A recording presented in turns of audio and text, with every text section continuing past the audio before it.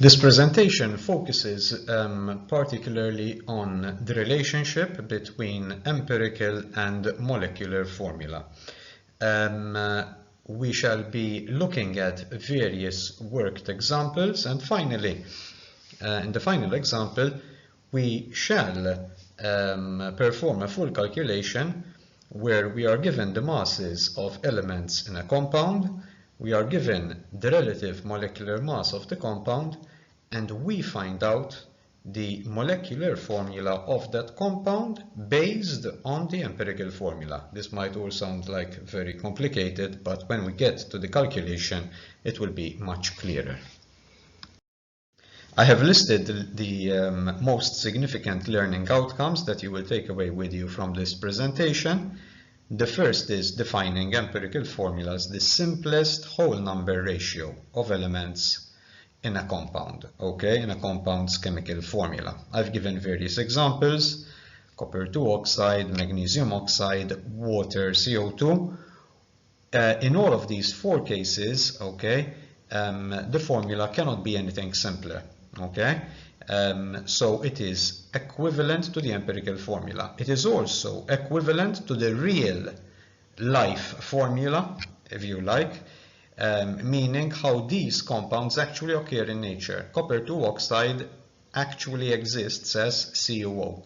Magnesium oxide exists as MgO, so it is the compound's real formula, okay?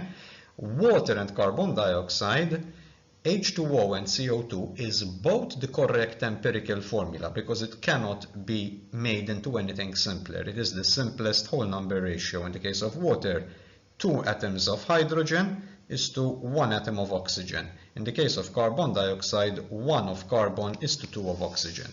But also because water and carbon dioxide actually do exist as molecules that are H2O and CO2. So in this case, in this particular case, the empirical formula is equivalent also to the molecular formula. We shall go through a worked example of finding the empirical formula of a compound by looking at the percentage composition of the mass of its elements, okay? And then we shall also go through a more challenging worked example of relating the empirical formula to the final molecular formula, but I won't go into the detail of that at this stage. Let's reserve it for the calculation proper. But once you have gone through the final slide, get back to the third learning outcome that you see over here and make sure that you fully understand it once you have been through that slide and the calculation. So let's revise and let's clarify the difference, okay, between empirical and molecular formula. Empirical formula, remember, is the simplest possible whole number ratio of atoms in a compound. So if I were to take, for example, carbon dioxide, which is our first example, the ratio is 1 of carbon is to 2 of oxygen. I cannot have a simpler ratio than that in whole numbers, because any simpler if I had to try to divide by 2. It's true that the oxygen would be a 1, but then the carbon would be at 0.5. It no longer fits the definition of empirical formula as being the simplest whole number ratio. Likewise, for SO2, the simplest whole number ratio is SO2, 1:2, and it is how sulfur dioxide actually exists in nature. So in the case of CO2 and SO2, the empirical formula is equivalent to the molecular formula for the simple reason that in real life, in nature, okay, the molecules of carbon dioxide and sulfur dioxide exist as such, okay? They exist in their simplest whole number ratio. However, if we had to look at the third example, and I have already mentioned this in a previous presentation, CH2O is an empirical formula. It's the empirical formula of monosaccharide sugar, of a simple glucose sugar, for example. Okay, now those of you who do biology are quite well aware of this. Notice why we refer to this as an empirical formula. We have 1 atom of carbon is to 2 atoms of hydrogen is to 1 of oxygen. So it's 1:2:1. It cannot be anything simpler, otherwise we introduce fractions. But just because I can write the formula as its simplest whole number ratio doesn't mean that it must exist as such in nature. If you have to try to draw the structure of CH2O, it is not chemically stable. The only way to obtain chemical stability, bond stability, is by multiplying the empirical formula by a factor of 6, in which case we end up with C6H12O6. Those of you going on to do A-level chemistry and A-level biology will become familiar with the actual structure, with the actual structural formula of monosaccharide sugar. But at this stage it is not required. Suffice it to say that, listen, sugar, monosaccharide sugar such as glucose, does exist in nature as C6H12O6. That is the simple molecule. So that is the molecular formula. But the empirical formula can still be expressed as the simplest whole number ratio, CH2O. Just be aware that the empirical formula of monosaccharide sugar doesn't actually exist as such in nature. Now, as you have in the second box over here, the empirical formula can be determined, okay, if the masses of the elements in a compound are known, and we shall see this in the calculation on the next slide. However, there is always a crucial step. When you are given the masses of the elements, in order to find the ratio, okay, of the atoms in the compound, since the ratio is a number, we have to convert the masses into numbers. And in chemistry, numbers are expressed in moles. So always convert a mass into a mole.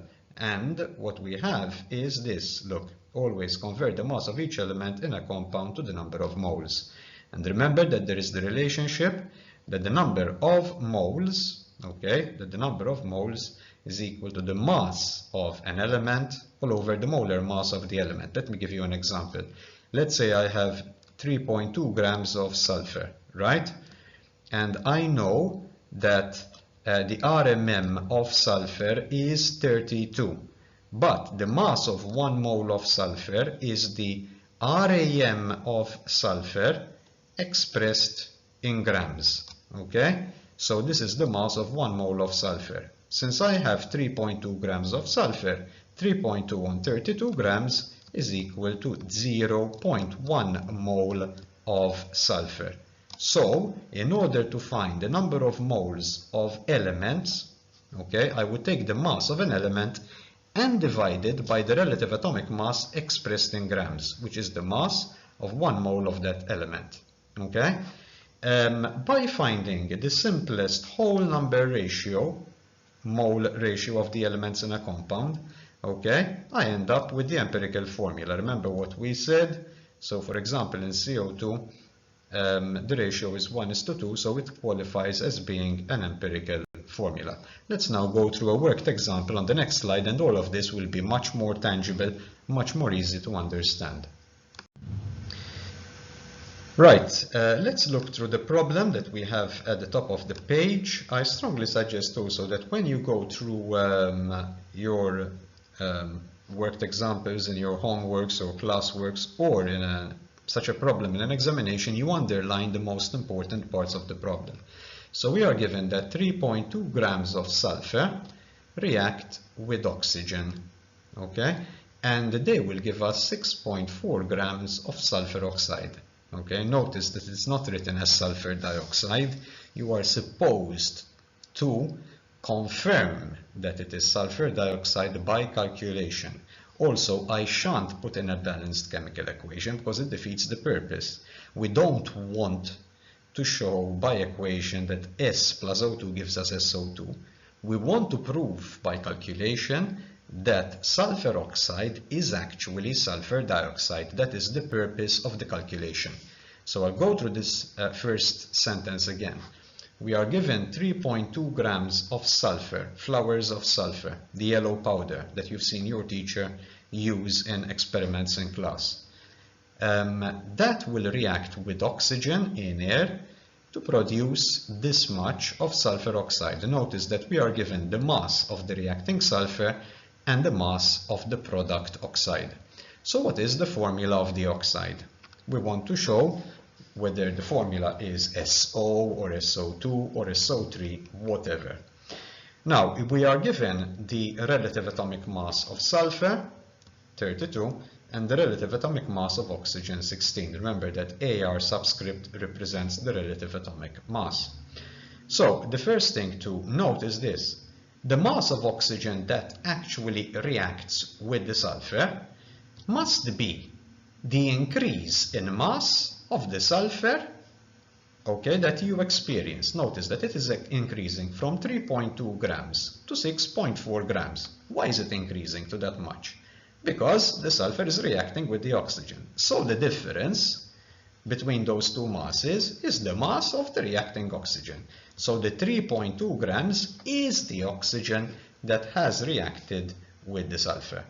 Okay, so now we have defined by this point that 3.2 grams of sulfur react with 3.2 grams of oxygen.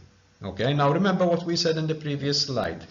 We cannot go forward unless we convert masses into moles.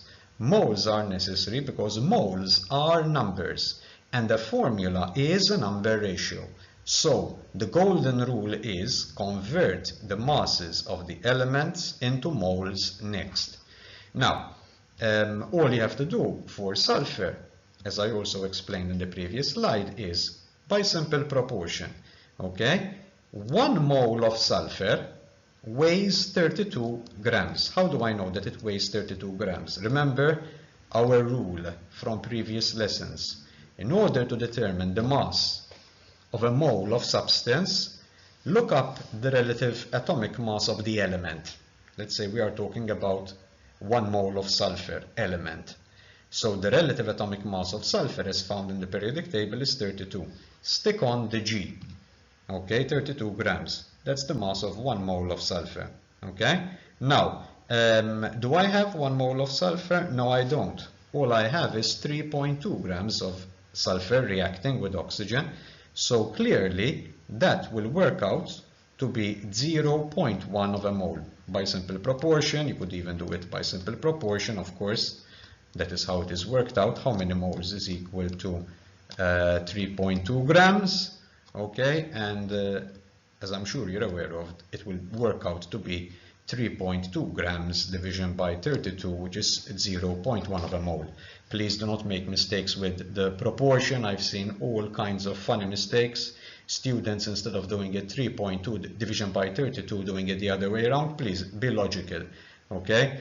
We know that if a mole is 32 grams and if I have 3.2 grams, clearly it's going to be less than a mole. The answer is to be less than a mole. How much less than a mole? 10 times less. Okay? Now, in the case of oxygen, I've also got 3.2 grams, as we already showed over here. Now we have to convert the 3.2 grams of oxygen into moles of oxygen. In the case of oxygen, 1 mole of oxygen, okay, atoms, 1 mole of O, okay, 1 mole of O atoms will weigh 16 grams, okay. So clearly, if I have 3.2 grams, okay, once again, all I have to do is exactly the same sort of calculation, okay, by simple proportion. So I've got 3.2 grams and I've got to determine how many moles. It's 3.2 all over 16, as you've got right over here. That works out to be 0.2 moles. Notice you have twice as many moles of oxygen as you have of sulfur, which is, I'm sure, what you expect. But let's not give away the answer, okay? So now that you have the moles of sulfur and oxygen calculated, all you have to do is to calculate the ratio between the moles, okay? All you have to do is to divide, okay, by the smallest number, by the smallest value, as you do in maths. So as you have over here, look, you've got sulfur, we have 0.1 moles. 0.1 is divided by itself. And what do you get? You get 1. You divide also oxygen, you have 0.2 moles, which you divide by 0.1 moles, the smallest number in the ratio, and you get a value of 2. So the mole ratio is clearly 1:2 for sulfur is to oxygen, and the empirical formula is therefore SO2. Now note that the molecular formula also matches the empirical formula because sulfur dioxide also exists as such in nature. Let's now move on to the calculation in the next slide. So the table in this slide summarizes basically the calculation on the previous slide. I have tabulated it in order to clarify all of the calculations, simplify it in this way. The first step, as you can see, is to find the masses. Okay, the problem clearly indicates what you should do in order to find the masses, and we said that the masses of sulfur and oxygen are 3.2 grams of each substance. Okay, the next thing to do is use the periodic table to find the relative atomic mass for each element, the AR value. And once again, for sulfur it's 32, oxygen is 16, oxygen atom. Okay, remember that the periodic table gives you the relative mass of an atom of that element. Okay, do not confuse O with O2. Okay, now the next step is to convert the relative atomic mass into the mass of 1 mole, or the molar mass. And we do this, as we've said many times before, by adding G. When you add the unit G, okay, to the relative atomic mass, that is the mass of 1 mole of that substance. So 1 mole of sulfur atoms will weigh 32 grams, and 1 mole of oxygen atoms will weigh 16 grams. Now it is very clear that we have much less than 1 mole of sulfur. All we have is 3.2 grams. We also have much less than 1 mole of oxygen, because all we have is 3.2 grams of oxygen as well. So the next thing to do is to find the mole ratio. Remember, after all, that the ratio of the elements in a compound is a number ratio, and moles are numbers. So the next step is to find the mole ratio so we can determine the formula. The number of moles that we have for sulfur is 3.2 grams all over 32 grams. So we have just 0.1 of a mole of sulfur. It's simple proportion. All you have to do is this. Look, 1 mole of sulfur is equal to 32 grams. Okay? And we don't have 32 grams. All we have is 3.2 grams. So how many moles is equal to 3.2 grams? It's 1/10, isn't it? So by simple proportion, if 1 mole is 32 grams, therefore 3.2 grams is 10 times this. So I have 0.1 of a mole of sulfur. Likewise for oxygen. 1 mole of oxygen, I will help you out with this also. 1 mole of oxygen, 1 mole is equal to 16 grams. I remind you, 1 mole of oxygen atoms, okay? We don't have 16 grams. We have 3.2 grams. So once again, by simple proportion, how many moles is equal to 3.2 grams? And the result will, of course, work out to be twice as much as you had for sulfur.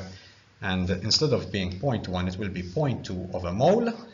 So now we're ready. Almost. All you have to do is to divide by the smallest, as you find when doing ratios in maths. So when you do 0.1 division by itself, 0.1, the answer is equal to 1.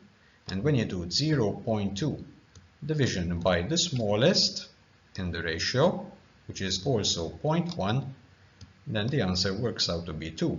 So the mole ratio is 1 of sulfur is to 2 of oxygen, and therefore the formula is written correctly as SO2. That is the empirical formula and also the molecular formula, since sulfur dioxide exists as such in nature.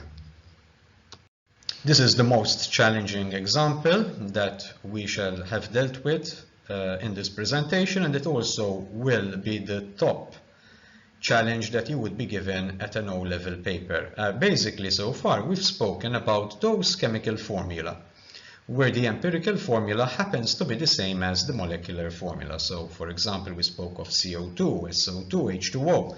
In all of these cases, the formula, as I have just said it, is a simplest whole number ratio. But that simplest whole number ratio actually represents the ratio of the elements in the molecules as they occur in real life. So the empirical formula are all equal to the molecular formula for those simple compounds. But this is not always the case, okay? Many times the empirical formula is different from the molecular formula, as we shall show in this example. So the problem is given at the top left-hand corner. I shall indicate it's over here. So this will be our problem, our test problem. And we are given that a compound contains 3 grams of carbon and 0.5 grams of hydrogen. That information is necessary. Without that information, you cannot do anything. So we are given the masses of the elements in the compound. We are also given the relative molecular mass of the compound, which is 42. Now, based on that information, we are asked to calculate the molecular formula of the compound. Notice that this matches exactly your final learning outcome on your second slide of this presentation. That's why I said, come to this calculation, see it, understand it. Once you've understood it, that learning outcome will make a lot of sense. No point in me reading through the learning outcome and trying to explain it, but having gone through this presentation of this calculation. So we are given that a compound was found to contain 3 grams of carbon, 0.5 grams of hydrogen. We are told that the relative molecular mass, how many times heavier it is than either 1/12 of carbon 12 or than an atom of hydrogen, is 42. And we are being asked to find out the molecular formula of the compound, okay? The ratio of the atoms of carbon and hydrogen as it is found in real life. So what do we do first? So first, we always have to go for the moles, find the actual number of moles of carbon in the compound and the moles of hydrogen, okay? So let's go for carbon first, and then we'll follow up with hydrogen. The relative atomic mass of carbon as found in the periodic table is 12, and the relative atomic mass of hydrogen, also as found in the periodic table, is given as 1. Okay, so now we convert the mass of carbon, which is 3 grams over there, into moles. And we do it by simple proportion. We know that 1 mole, I will write it over here, 1 mole of carbon atoms, okay, it is also in the box, but I'm clarifying in this way. 1 mole of carbon atoms weighs 12 grams. Do we have 12 grams? No, we don't. We've got much less. We have just 3 grams. So how many moles of carbon equals 3 grams? It's clear that it is 1/4 as much. So I've got 0.25 moles of carbon. That is the actual number of moles of carbon in this compound, if you like. We are also given that we have 0.5 grams of hydrogen. Once again, we convert the grams of hydrogen into moles. Why do we do this mass to moles conversion? Because moles are numbers, and the formula is a ratio of numbers, not a ratio of masses. So next, for hydrogen, we do this. Look, 1 mole of hydrogen atoms, okay, 1 mole of H equals 1 gram. Do we have 1 gram of hydrogen? No, we don't. All we do is have 0.5 of a gram. So how many moles of hydrogen is equal to 0.5 of a gram? It clearly has to be half a mole. Okay, so our result of half a mole is over there. So in our compound, okay, of which we do not yet know the molecular formula, we do know a very important thing now. We know that the mole ratio is 0.25 moles of carbon is to 0.5 moles of hydrogen, sorry. There are twice as many moles of hydrogen as carbon. So what you have to do next, notice, we are so far expressing the moles as fractions. The next thing to do is to express them as whole numbers. So in order to express them as whole numbers, we must multiply by 4. So when you multiply 0.25 by 4, you get 1. Okay, so when you multiply 0.25 by 4, you have 1 mole of carbon. When you multiply 0.5 moles of hydrogen by 4, you end up with 2 moles of hydrogen. So the simplest whole number ratio of carbon and hydrogen is CH2. And that is by definition the empirical formula. But does CH2 exist? No, it doesn't. Okay? And I shall show you why. Okay, now in terms of organic chemistry. But I might, and also in terms of covalent bonding. So if I had to put a carbon and 2 hydrogens, okay, carbon has, as you are well aware of, 4 electrons in the outer shell. It's a group 4 element. So it's sharing 1 electron with the hydrogen on top. It's sharing a second electron with the hydrogen at bottom. It still has 2 electrons. One is available for bonding there, and the other is available for bonding there. But that is the point. They are available for bonding. It doesn't mean that CH2 is stable. Why isn't it stable? Because as you also know, in order for the carbon to be stable, it needs 8 electrons in its outer shell. Over here, all it has is, it's got 2 electrons from there, it's got 2 electrons from there, and another 2 unshared electrons. There's 6 electrons in all. So CH2 is unstable, chemically unstable. It does not exist in nature. So it's not the molecular formula. It is simply a ratio of elements. It's okay to say it's a ratio of elements. No one is contesting that, but it is not correct to say it is a molecular formula, because a molecular formula is the compound as it occurs in nature. So, how can we get to the molecular formula? We are given a very important piece of information, which is over here. We are told that the relative molecular mass of the compound is 42. So this is really trial and error. If we know that the empirical formula is CH2, all you've got to do is calculate, okay, the RMM, if you like, as it were, of the empirical formula. So you've got 12 of carbon, and you've got 2 for hydrogen, and that adds up to be 14. Okay? Now, if you notice, all we've got to do is look at the RMM. It's 42. 42 is exactly 3 times as much as the RMM of the empirical formula. So, if it is 3 times as much, it means that there must be 3 times as many atoms. Imagine I have CH2 equals 14. What if I had to multiply everything by 3? Wouldn't the formula be C3, okay, H6, always keep the subscripts. Notice I put them in as subscripts because the subscripts show the ratio of the elements. Okay, what have I done over here? Basically, I've said, look, the empirical formula has an RMM of 14, but the compound does not have an RMM of 14, it is 42. Okay, now 42 is 3 times exactly as much as 14, so all I have to do is to multiply the 14 by 3. Okay, and therefore the number of atoms also must be multiplied by 3. Instead of having 1 carbon atom, I have 3, and instead of having 2 hydrogen atoms, I must have 6. So the correct molecular formula C3H6.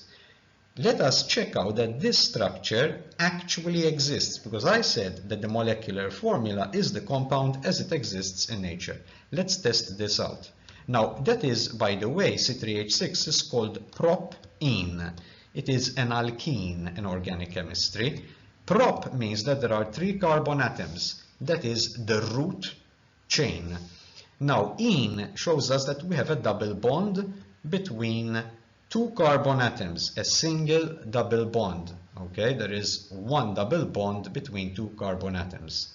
Next, you have to stick on the hydrogen atoms using the laws of bonding that you learned previously in year 9. So this terminal carbon can take 3 hydrogen atoms. Okay, I'm sticking on 3 hydrogen atoms. And why am I putting on 3 hydrogens? Because now it's got 4 single bonds, and you should know that each bond has 2 electrons. So this carbon atom has 8 electrons in all and is therefore stable. Each of the hydrogens has 2 electrons, and therefore also all hydrogens are stable. If you look at the central carbon atom, so I'll number them, that's carbon atom 1. Carbon atom 2, okay, needs 1 hydrogen atom. Why is that? Because it already has 3 bonds, all it needs to have 4 bonds and therefore 8 electrons is just 1 more hydrogen. Okay? If we look at carbon at the other end, carbon atom number 3, notice it's already got 2 bonds. Okay, so all it needs is an additional 2 hydrogens. I'll put 1 over there, and because space is lacking, I'll put another hydrogen over there.